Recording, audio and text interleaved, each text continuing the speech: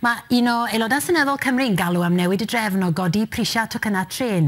Yn ôl Jonathan Edwards o Blaid Cymru, mae Llywodraeth Prydain yn defnyddio'r mesur anghywir o chwyddiant wrth bennu'r prisiau newydd.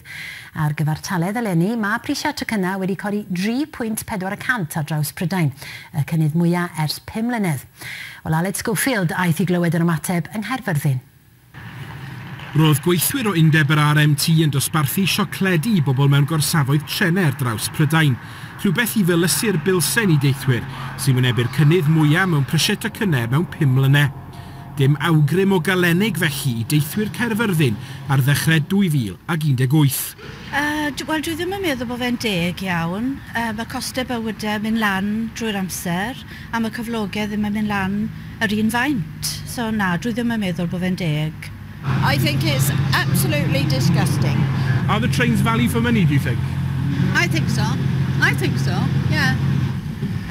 Da I fi, wedi mynd lawr o Staffordshire nawr, a mae'n alright. Chi'n hapus â'r gwasanaeth? Yes, ie. Beth chi'n meddwl am ti'r ffaith bod y prisiau wedi mynd lan? Wel, unwaith y blwyddyn yn mynd. Mae pris tocynnau trenau'n cynyddu rhyw 3.4% ar draws Prydain. Mae hynny'n cymaru â 2.3% y llynedd. Fe fydd y pris yn cynyddu rhyw 3.3% i ddefnyddwyr trenau y rifa yng Nghymru.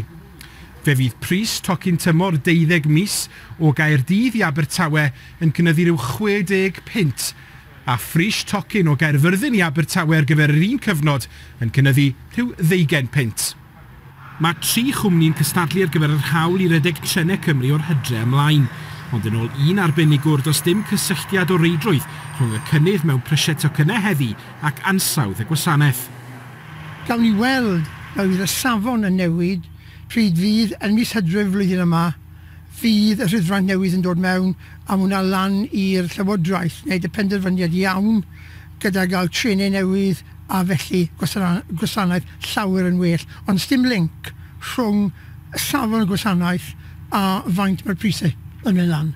Llywodraeth Prydain sy'n gyfrifol am y drefn o glymu'r cynnydd mewn prisiau tocynnau trenau i'r hyn sy'n cael ei alw'n fynegau pris adwerthu, y Retail Price Index, mesur o chwyddiant prisiau a gwasanaethau. Mae un aelod Seneddol Cymreig yn dweud fod hi'n bryd i newid y drefn. Mae'n amlwg bellach wrth i weld y wasgfa enfawr o ran safonau byw pobl, o ran cyflogau pobl, bod angen defnyddio system sy'n llawer fwy teg i pobl sy'n defnyddio'r trenau, a byddwn ni'n dadlau yn amlwg dylen ni defnyddio mesur efallai fel y Consumer Price Index. Mae cwmnïau trenau'n dweud bod angen y cynnydd i wella safon y rhwydwaith. Yn ôl Llywodraeth Prydain, mae'r cynnydd wedi glymu at raddfa chwyddiant. Mae'r adran drafnidiaeth yn Llundain yn dweud hefyd bod y rheilffyrdd yn cael ei moderneiddio mwyn gwella gwasanaethau.